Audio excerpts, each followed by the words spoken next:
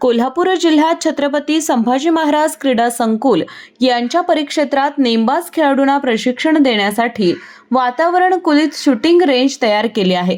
ही विभागीय क्रीडा संकुल येथील शूटिंग रेंज खाजगी म्हणजेच भाडे तत्वावर देण्यात येत असल्याचा आरोप शिवसेना युवा सेनाच्या वतीने करण्यात आलाय। याबाबत आज युवा सेना शिवसेना ठाकरे पक्षाच्या वतीने क्रीडा उपसंचालक कार्यालयासमोर निदर्शने करत निवेदन देण्यात आलं। विभागीय क्रीडा संकुलमधील शूटिंग रेंज खाजगी तत्वावर देऊ नये, अन्यथा जिल्ह्यातील खेळाडूंना घेऊन क्रीडा उपसंचालक यांच्या विरोधात जन आंदोलन उभारू असा इशारा युवा सेना जिल्हा प्रमुख मंजित माने यांनी दिला।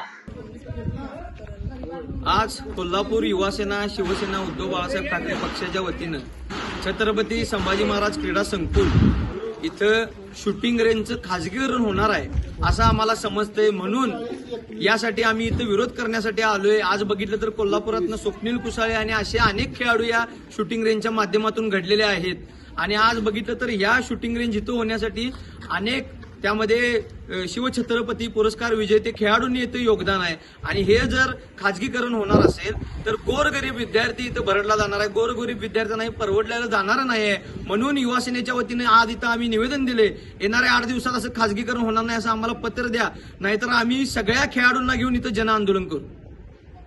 यावेळी युवती सेना जिल्हा युवती अधिकारी कृष्णा जाधव, उपजिल्हा प्रमुख बंडा लोंढे, शहर प्रमुख सुमित मेलवंकी, ओमकार मंडलिक त्यांच्यासह पदाधिकारी आणि कार्यकर्ते उपस्थित होते।